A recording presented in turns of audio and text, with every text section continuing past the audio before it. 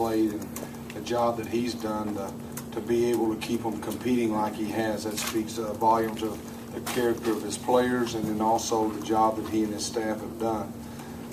Saying that, obviously coming in on the road, you can't give up 40 points on the road and expect to win basketball games like we did the first half. You know, I didn't think we had the urgency that you needed to have, and for as much as we were playing for, defensively, I think we fell in the trap of just trying to outscore, and you're not going to outscore them, and at least we're not. And saying all that, the second half, I thought we came out and we played pretty good. If you look at the stat sheet, that's why those things are misleading. You think that we played really, really well, but the fact of the matter is, they made the plays when they needed to make them. We got stops in overtime. They got offensive rebounds. You know, we had opportunities to make easy baskets, and we didn't make them. So, you know, they made their free throws 19 for 22, and we go 6 for 13. So all those things being said, that's a recipe for getting beat on the road. And, again, give them all the credit in the world. Questions? You know why the urgency was a bit or not? No, I don't. Nope. Thought we had 2 good days of practice, and it only takes one guy. It only takes one guy not to be playing at the level he has to play at for us, and then you know it makes you rotate so much more, and you don't guard the basketball, and just so many things go into play. What was your biggest defensive lapse?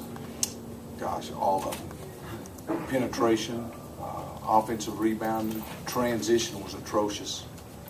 I think we gave up 13 points in the first half. And, you know, you can't do any of those things and beat a team on the road.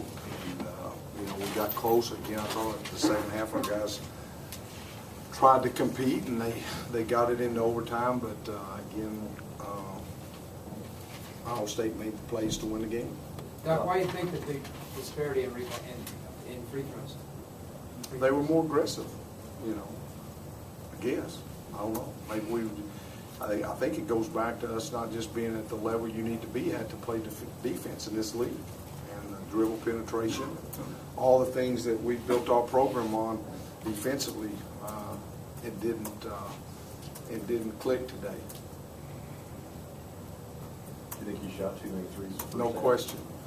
But you're making them. Right. Again, the thing that I thought had happened is it's 13-13, and it's at the 5-minute mark. You got to be kidding me. I mean, you know, we ain't beating Pete. You know, and the first 3 timeouts in the first half, all I talked about was the urgency on the defensive end, and it never picked up. And again, I thought maybe a little bit they tried in the second half, but it's too late. It's too late. Doc, what did you say to the team after the game?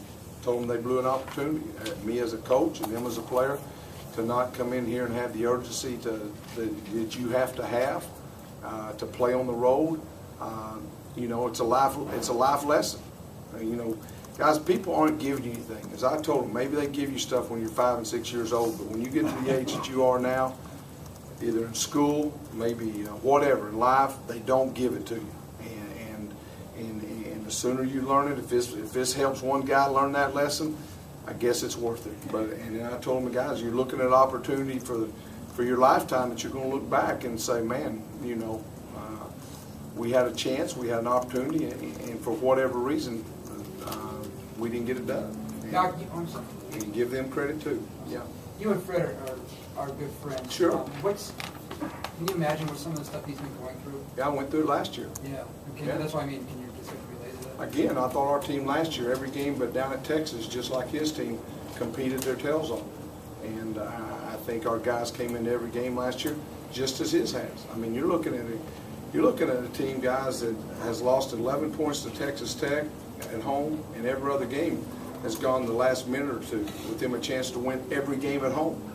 And then they've gone on the road with Texas A&M and Oklahoma State. They are a good basketball team, but the ball just hasn't bounced their way. Their point guard's about as good as there is in the league. Christopherson's leading the league in three-point shooting. You got Anderson leading the league in rebounds from guard position. Guys, they got a nice basketball team, but the bounces just hasn't gone their way.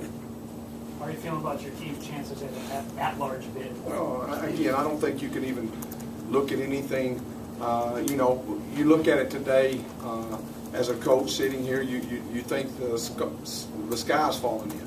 But who knows, maybe all the other teams that was on the bubble or whatever you want to call it, maybe they all lost today too.